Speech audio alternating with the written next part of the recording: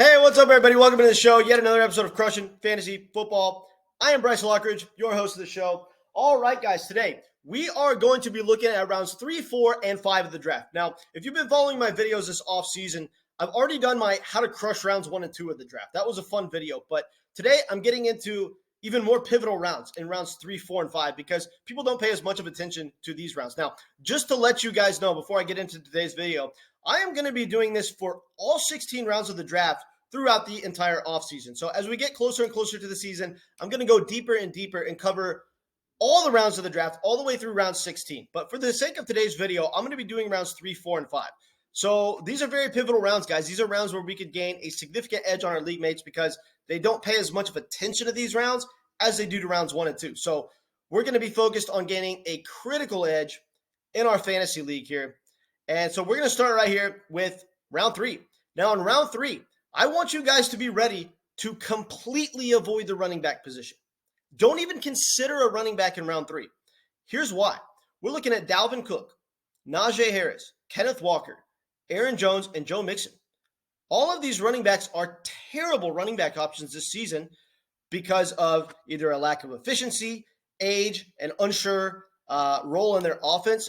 Either way, all of these running backs are not good running back options. And if you've been watching my videos this offseason, I have pretty much every single one of these players in my players to avoid list. The running backs going off in round 3 are terrible options. And then if you look at the flip side of this, we've got wide receivers like Jalen Waddle, Chris Olave, DeAndre Hopkins, Garrett Wilson, and A.J. Brown going off the board in the third round of drafts.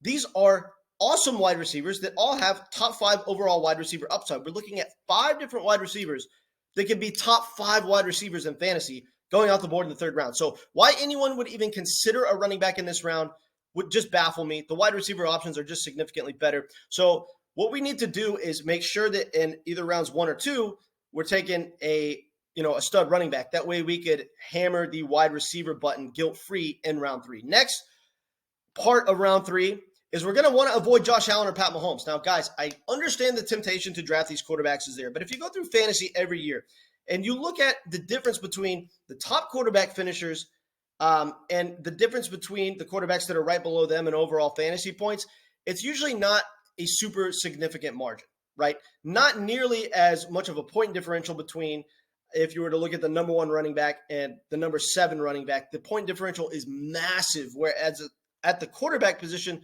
there's not as big of a discrepancy between the overall points between quarterback 1 and quarterback 6 or 7, right? So it's still more important to draft running backs and wide receivers in this round. I understand that quarterbacks are the more exciting pick because, they're a lot of them are the face of the league and everybody wants Pat Mahomes or Josh Allen on their team. But that is an emotional decision, guys. I'm telling you, all logic, all numbers tell you it's still more important to draft a running back or a wide receiver in these rounds.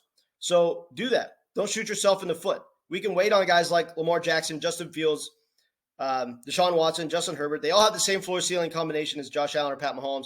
And I bet one of those quarterbacks that I just mentioned, if not 2 of them, finishes ahead of both those guys because as good as they are, it's pretty much impossible to repeat as a quarterback 1 in back-to-back seasons. So will Pat Mahomes be the quarterback 1 again? Probably not. Will Josh Allen be the quarterback 1 like he was 2 years ago? Probably not, right? So don't shoot yourself in the foot. Don't draft these quarterbacks early. We're still waiting on quarterbacks in this part of the draft. Next on my list, my final part of round 3 is to avoid players with a low floor. Now, what we're really looking at here, the players that we're looking at are DK Metcalf, Deebo Samuel, and T. Higgins. DK Metcalf is part of a 3-headed monster. He hasn't even really shown to show a consistent floor ceiling combination in recent years in fantasy, and now we add an extra stud wide receiver to the offense. I don't like DK Metcalf at all this year. Deebo Samuel is just simply not reliable because now his rushing upside is pretty much totally taken away from him. Now the team has Christian McCaffrey. T. Higgins, he pretty much gets all his production stolen from him by Jamar Chase. So all of these players have very low floors and absolutely have no business going out the board in round 3. Moving on to round 4, we are going to want to start looking at quarterbacks. Now, me personally, I'm not drafting a quarterback in round 4. I'm not even going to consider it. The earliest I will consider a quarterback this year is round 5, and even that's a stretch for me.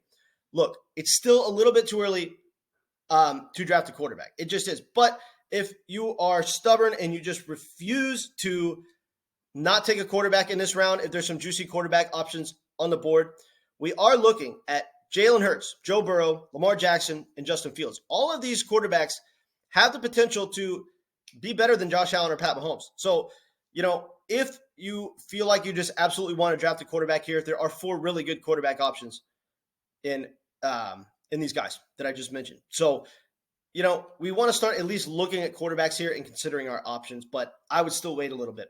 Next part of round 4 is this is the most important part of round 4. You want to start opening yourself up to some more risk, some high ceiling players that are risky, right? Breece Hall, J.K. Dobbins, DJ Moore, Michael Pittman Jr., Keenan Allen.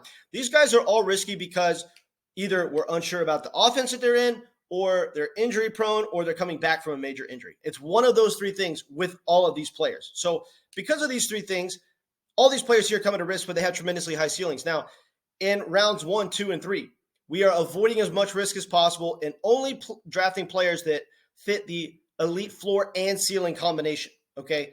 So that's what we're doing in those rounds. So if we drafted properly in rounds 1, 2, and 3, we can now open ourselves up to some more risk and take a shot on players with massively high ceilings, guys like Breece Hall, who are coming back from a torn ACL, but have the potential to be the best player in all of fantasy.